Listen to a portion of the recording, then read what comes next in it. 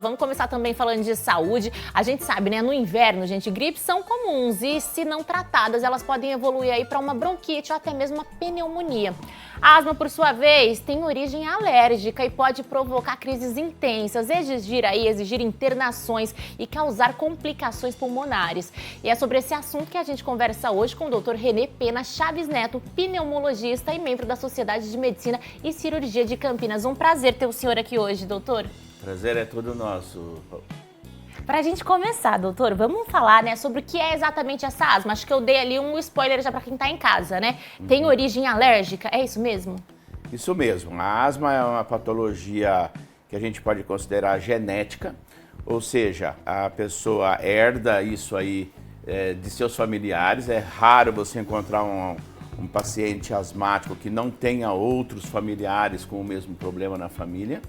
E ligado diretamente a uma reação alérgica estimulada pela inalação de alergenos, que a gente chama, né? Que são substâncias gatilho que podem provocar essas crises. Olha só que curioso. Então, você já tocou num ponto aí que eu ia justamente mencionar sobre essa questão de ser hereditária. Então, por exemplo, se o pai e a mãe têm, a chance do filho nascer com A probabilidade é bem maior dos filhos, e às vezes pulamos uma geração, e vamos ter casos de avós, né, tios-avós, que podem ter tido o problema. Isso é uma pergunta que o médico pneumologista deve sempre insistir, porque às vezes um jovem, ou às vezes pessoas que não tiveram muito contato com a família biológica não sabem essa informação, mas a gente acaba sempre encontrando um familiar próximo com o mesmo problema, né? Doutor, uma questão, né, muito comum, assim, que roda entre as pessoas, enfim, é uma pergunta que a asma, né, é uma doença que dá em qualquer idade ou não, assim, é mais em crianças e adolescentes? Então, geralmente o asmático clássico, ele começa as crises na infância, a partir dos 3, 4 meses de idade ele já começa, muitas vezes, procura um pronto-socorro com um diagnóstico de bronquiolite, mas já pode ser até uma pequena crise de asma, né? Embora a bronquiolite exista mesmo. E a partir dos 10, 11 anos existe uma janela biológica que o adolescente acaba ficando meio livre dessas crises, e essas crises podem retornar na fase adulta e seguir adiante, né, com a pessoa. Raramente nós temos casos, podem ocorrer, que há início só na fase adulta. Olha a gente só. insiste na entrevista, a pessoa realmente não relata casos na infância e acaba desenvolvendo na fase adulta. Né? Então é uma patologia da pessoa, né? Uma característica da pessoa. Eu falo para os pacientes que eu não gosto de falar você tem uma doença, você é asmático, porque é uma característica dela, né? Ser alérgica. E ela pode ser desencadeada por várias coisas, até por alimentos, remédios, medicamentos. A gente já vai falar então sobre essa questão aí, né? Mas antes, quero saber sobre, no caso, né? Quando o paciente é adulto e só desenvolve, né, nessa fase adulta dele, quando ele é mais velho, existe um porquê disso? Não, é uma característica. Hoje a definição mesmo da fisiopatologia, que é um assunto mais técnico, né, para o pneumologista, nós temos a asma alérgica, que é desencadeada por reações através das imunoglobulinas, a principal imunoglobulina E, e uma asma chamada eosinofílica, que é pelo aumento dos glóbulos brancos chamados eosinófilos no sangue, e essas são mais comuns a início tardio. Então é mais uma característica da fisiopatologia mesmo, da asma, mas é um assunto bem técnico, que na prática para o paciente, né, para a pessoa que sente, não faz diferença nenhuma isso, é só uma questão de definição e classificação. Certo, a gente estava comentando aqui nos bastidores, né, sobre essa questão da bronquiolite, inclusive, que nessa época do ano, gente, lota os hospitais, ficam todos sobrecarregados. E tem muita gente que confunde justamente, né, a bronquiolite, a asma, bronquite, até outros problemas respiratórios. Como é que a gente faz para diferenciar? A bronquiolite, ela é uma complicação respiratória muito comum em lactentes, né, em recém-nascidos e bebês, desencadeada por uma infecção viral, que é o vírus sincicial respiratório. Essa é a bronquiolite clássica, né, por definição.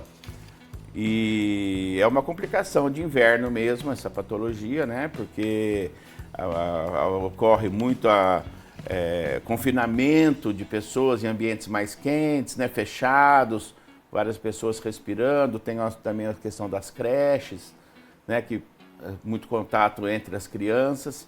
Então, a bronquiolite é desencadeada por uma infecção viral.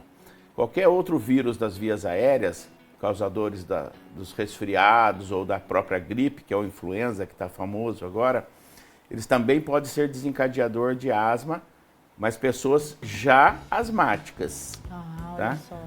Esses sim é que vão ter a asma. A infecção viral para uma pessoa que não é asmática, ela pode até eventualmente cursar com o mesmo broncoespasmo, o mesmo desconforto respiratório, a mesma tosse, mas é aquela coisa temporária, passageira. O asmático não, ele acaba tendo reações mais exuberantes, né?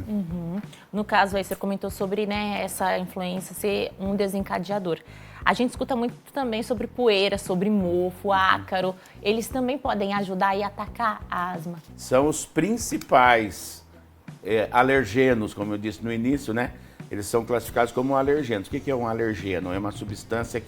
A nossa via aérea é uma via aberta para o meio ambiente, né? Nós temos alguns mecanismos de filtro, né? No nariz, na própria faringe, laringe, são alguns filtros, mas que deixa passar muita substância que está voando aí no ar.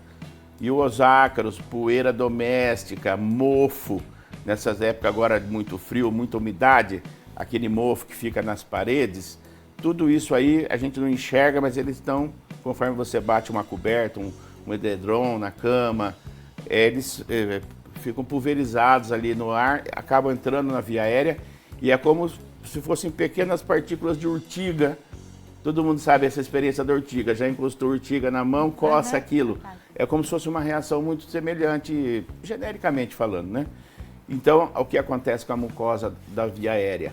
Ela se edemacia, ela fica produzindo muco e existe uma constrição da musculatura do brônquio. O brônquio são tubinhos por onde o ar passa para chegar até o alvéolo. Ele tem que ter um certo diâmetro para que o ar passe com facilidade. Quando ele se estreita, o ar passa com dificuldade, faz até aquele barulho famoso que no meio médico chama sibilo, mas que o pessoal na prática chama de chiado. Olha só. Né? E quando a pessoa respira faz o chiado, ou então a gente pergunta para as mães, né, ou para os pacientes, você escuta aquele gatinho no peito, que é aquele miado, aquele assobio que o ar faz para passar por esses brônquios estreitados, né? Olha só, gente, que curioso. Falando ainda sobre essa questão, né? Eu sou asmática, viu? Então acho que eu tenho um pouco de conhecimento da causa para falar um pouquinho, o senhor vai me ajudar nessa. Já fui na pneu uma vez, ela comentou comigo assim que o fato de, por exemplo, o gato dormir na cama, o cachorro ter ali muito contato, é também um perigo pra gente. Isso aí é praticamente proscrito para o paciente asmático, né? Não só o pelo do animal, mas eles têm no couro dele, tem uma descamação de células, né, do corinho, do epitélio, e isso aí tudo pode ser. Não são todas as pessoas que têm a alergia aos animais, sim. tá? Então, eu não generalizo, né? A gente tem que perguntar, depois que o seu animal, o seu pet ficou com você, você teve crise no mesmo dia, no dia seguinte, é um indicativo. Mas você não pode condenar também a pessoa a ter esse hobby se o animal não faz mal para ela. E às vezes ela come um camarão fritinho lá e tem crise de asma. Então aí ela tem que evitar o camarão e não o cachorro. É verdade. No caso, então, já que o senhor comentou do camarão, tem comidas específicas assim que tendem a causar uma crise alérgica? Alimentos? Tem alguns alimentos mais clássicos, né, que podem causar crise asmática. A gente sabe aí que tem muita gente que tem alergia a amendoim, né? Tem alergia a frutos do mar, tem alguns temperos que tem alguma pimenta, alguma coisa. Tudo isso pode ser causador, né, irritante, mas a alergia da pessoa é uma coisa individual, né? Não é que por causa de uma pessoa tem um determinado alimento que a outra vai ter e as duas são asmáticas. Então isso tudo é muito particular e tem que ser perguntado com muita paciência para um e saber. Existem alguns testes que podem ser feitos, né? São as imunoglobulinas específicas, são aqueles testes de puntura ou então a dosagem do sangue mesmo desses anticorpos, imunoglobulina E, que pode identificar quando você suspeita de uma alergia bem específica a uma determinada coisa, você pede aquele exame para confirmar e dosar isso.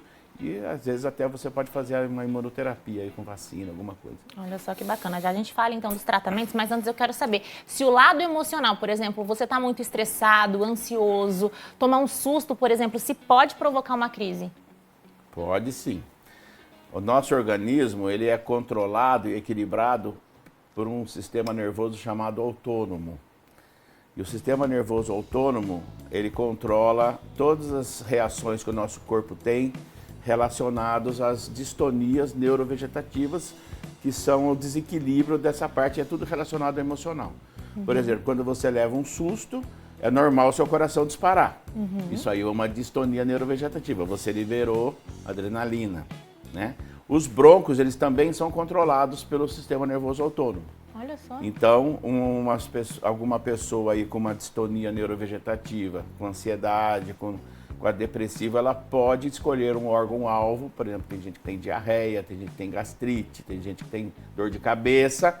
O broncoespasmo também está nessa lista de fenômenos que podem ser decorrente de um quadro neurovegetativo, mas ele obviamente tem que ser de exclusão. Ele não pode, você tem que eliminar todas as outras causas de broncoespasmo para depois ficar com essa hipótese diagnóstica. A gente estava falando então sobre a questão da asma, né, doutor? Agora eu quero saber se ela tem cura de fato ou se o tratamento é para a vida toda.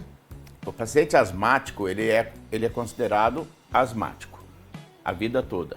Ele pode viver sem crise, mas a gente vai chamar de uma asma controlada.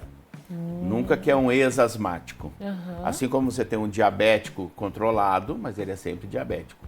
Ou um hipertenso controlado, mas ele é sempre hipertenso. Então, existem épocas que a gente pode até dar uma pausa no uso da medicação. Mas provavelmente naquela época chave, né, aquela época crise, que é justamente o que nós estamos passando agora, o correto seria já entrar com a medicação preventivamente para que você evite da pessoa ter crise. Esse é o nosso objetivo, evitar. E em caso ela entre na crise de asma, você fazer um tratamento de recuperação, né, de resgate, que aí são outros tipos de medicação que são usados. Né? São 2 tipos de medicação que a gente tem disponível hoje. E quais medicações são essas? Então, qual que é o tratamento mais comum, como que a gente está acompanhando aí nas imagens? Acredito eu que seja a bombinha mesmo, né? Isso, A medicação inalatória é a droga de eleição para a gente escolher, porque ela age rapidamente e age onde ela tem que agir. O alvo dela é a via aérea, ela já vai estar sendo inalada e inserida diretamente na mucosa das vias aéreas. Então existem as medicações, tem que tomar cuidado porque nós temos muita gente usando a medicação para resgate da crise, para tentar controlar a patologia, e não é essa a droga. Tá? A droga que são os broncodilatadores, elas resgatam da crise, elas aliviam o paciente da crise, da falta de ar, aliviam a tosse, e ela dá uma falsa impressão que está resolvendo o problema. Mas na verdade existe um outro tipo de medicamento, também de via inalatória, que a gente inala e ele vai desinflamar a via aérea, vai estabilizar a membrana das mucosas e vai, quando a pessoa acaba inalando esses alergenos, ácaro, pólen, mofo, ácaro que você falou, elas vão reagir menos ou não reagir. Tá? Então são as drogas preventivas. Né?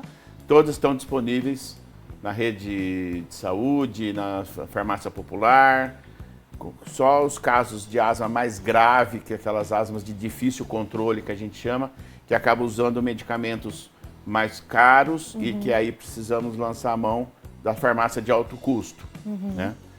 Que precisa ser preenchido um documento, protocolo, provar a gravidade da doença. e aí consegue fornecer a medicação. Essas são as medicações, então, de eleição, as inalatórias. Nas emergências, a pessoa acaba indo no pronto-socorro e acaba recebendo medicação endovenosa, né? Também através da inalação e endovenosa, às vezes até subcutâneo, né? Adrenalina ali, para reverter a crise, um resgate rápido. E para as asmas gravíssimas mesmo, que não controlam com as doses máximas dos medicamentos inalatórios, hoje em dia, graças a Deus, desenvolvimento aí da indústria farmacêutica, nós temos os imunobiológicos, que são substâncias aí que vão ajudar a controlar essas asmas graves. Acho que vale a gente reforçar aqui que é uma doença séria, né? Às vezes a pessoa só procura ali ajuda médica quando ataca, mas é sério, pode levar à morte, dependendo do caso. Hoje a gente tem uma estatística aí que 20% da população hoje tem asma. Olha só. Né? E nós temos casos graves que acabam levando a óbito, sim. Né? E às vezes até não chega ao extremo do óbito, mas com lesões cerebrais graves. Olha só. Por uma hipoxemia. Hipoxemia é a queda da taxa de oxigênio no sangue.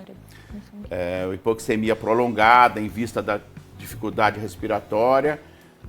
Às vezes demora o atendimento, transporte até chegar à unidade de emergência e é suficiente para lesar neurologicamente a pessoa. Né? Olha só, gente, então tem que ficar, né, em alerta aí, tem que procurar, de fato, ajuda médica. Agora, doutor, quero saber, o que a pessoa pode fazer ali no dia a dia mesmo para controlar essas crises também? Tem alguns hábitos que ela pode mudar para diminuir essas crises?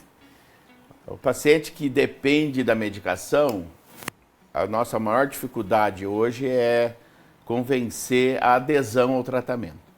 Porque é uma tendência natural do ser humano, quando ele melhora, ele se sente bem, ele abandona. É verdade. Abandona a medicação. Então isso é uma coisa que a gente insiste bastante, que a pessoa tem que usar o remédio mesmo não estando sentindo nada, mesmo estando naquela fase controlada da doença, ela tem que usar a medicação. E segundo, é uma coisa que hoje nas grandes cidades como a nossa, é até difícil, né, exigir isso da família, mas manter a casa arejada, livre de poeira, deixar travesseiro, coberta, roupas no sol, o ácaro é muito sensível à luz do sol, então ele morre, mas aí ele também, mesmo morto ali, ele também, se inalado, ele pode causar o problema. Então eu teria assim, sempre que usar um pano úmido para fazer a limpeza. Se você passa espanador, usa pano seco ou varre seco, aquela poeira só muda de lugar praticamente, né? Então esses cuidados, não usar roupa que ficou muito tempo guardada em malas, gaveteiros, maleiros do guarda-roupa, coisa que ficou guardada há muito tempo, entrar em quartos, aqueles quartinhos de depósito que tem no fundo da casa, assim, ela fica aquele cheiro de, né, de mofo, guardado, né? Coisa velha guardada, fechado. Isso tudo é veneno para o paciente asmático. Olha só, gente, então, ó, mais uma dica e mais um alerta, né, para evitar fazer essas coisas. No caso, o senhor comentou sobre usar o pano úmido. Fiquei curiosa em relação ao umidificador de ar, por exemplo, ele ajuda quem é asmático ou não tem relação? Ajuda se a umidade relativa do ar estiver baixa, né? Então, naquela época do ano que hoje o acesso à umidade relativa do ar é muito fácil, aí no celular, na internet. É verdade. Abaixo de 40%, né, que é um ar muito seco, isso pode ajudar, sim, mantendo. Agora, se já tivermos naquela faixa de normalidade de 60%, 70%, não tem necessidade. Pelo contrário, até umidificar demais favorece o mofo, né? Olha só, precisa ter ali equilíbrio, o mofo, então. quando a gente fala mofo, a gente tem que pensar que é fungo. Tá? O mofo é um fungo, então ele, sendo inalado, ele provoca crise de asma e às vezes até outras patologias mais graves, pneumonias alérgicas mesmo. Doutor, mais uma dúvida aqui da nossa produção, né? Fica tranquilo, ó, mais uma dúvida aqui da nossa produção. No caso, vaporizador com aquelas essências, sabe? Com cheirinho? Isso faz mal pro asmático? É muito individual também, tá? Mas é tudo que é artificial, essência, não tem o risco de ser provocativo, né? Então a gente sempre pergunta para o paciente, você sente coceira no nariz, espirra muito, quando você sente cheiro, mofo, perfume, Está incluído na pergunta. Então, dependendo da essência que é usada, da concentração, isso pode desencadear, sim. Olha só, gente, fica aí também mais um alerta, então, aqui do doutor. O doutor, quem tem asma pode praticar esportes? Tá liberado? Pode praticar esporte. Existe uma asma específica que a gente chama de asma desencadeada pelo exercício. Olha só, é uma variedade de asma, mas se a pessoa já tem esse conhecimento, já tem esse diagnóstico, se ela usar uma medicação inalatória de resgate ali 15 minutos antes de praticar atividade física, ela pode fazer tranquilo. Uma coisa interessante sobre isso, existe aí, sempre as mães principalmente, perguntam se a natação é bom, né? Se a natação é boa para a pessoa asmática. A natação é boa para a pessoa asmática porque desenvolve a musculatura torácica. Olha só! Né? Assim como qualquer outra atividade física que desenvolva atividade torácica, o diafragma. O pulmão, ele é um órgão elástico, porém ele só expande e diminui porque a caixa torácica expande e diminui. E o que faz a caixa torácica expandir é a musculatura do tórax e do diafragma, né? Então, quanto mais forte essa musculatura a pessoa tiver, dos membros superiores, cervical, intercostais, diafragma, para que a sanfona do tórax expanda, faz com que a pressão negativa dentro do tórax diminua ainda mais, puxando o ar para dentro. Então, a musculatura bem desenvolvida do tórax é importante para a pessoa asmática, porque numa eventual crise ela vai precisar dessa musculatura para sobreviver, para respirar. Uma pessoa muito fraquinha, muito raquítica, a hora que aquele brônquio fecha na crise de asma, ela não tem como, não tem força para colocar o ar para dentro. Caramba, olha que bacana essa dica. Então, quem puder, né, quanto antes melhor colocar então na natação. Só não pode ir em academia com cheiro de mofo. Tem que passar longe aí. Doutor, pra gente finalizar, já que o senhor comentou das mamães, né, quero saber, tem algum recado especial para os papais aí que têm filhos asmáticos e não sabe como agir numa hora de crise, né?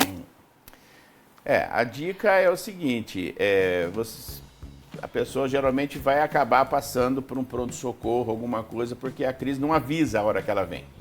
Ela vem, às vezes, do nada e, às vezes, muito rápido, né? Uma vez feito o diagnóstico, levar num pneumologista ou pneumopediatra para que inicie o tratamento preventivo, como nós dissemos no início, que é o uso das drogas que vão prevenir. Hoje existem dispositivos que permitem que bebês pequenos usem a medicação inalatória, são os espaçadores, né, ou a aerocâmera, e é possível até bebê recém-nascido usar uma medicação inalatória e não abandonar o tratamento. A adesão ao tratamento é fundamental, porque assim que interrompe o tratamento, a chance da crise da asma voltar é muito grande. Então fica aí a dica para manter a vacinação em dia da criança, né? Porque as infecções virais são potencialmente desencadeadores. E também descobrir, que é uma coisa que se descobre muito só na prática, às vezes alergia a alguns alimentos, né? Então a bebê que tem alergia ao leite de vaca, né? Tem que ser diagnosticado, porque às vezes evita toda a poeira lá, o acro, mas está dando leite de vaca e a criança está tendo crise de alergia por causa disso. Olha só, então fica aí, né, também de alerta para o pessoal de casa ficar atento aos sinais. Doutor, obrigada pela participação, foi um prazer te receber aqui hoje. Prazer todo nosso, e passar informação para a população é nossa função também. É isso aí, obrigada.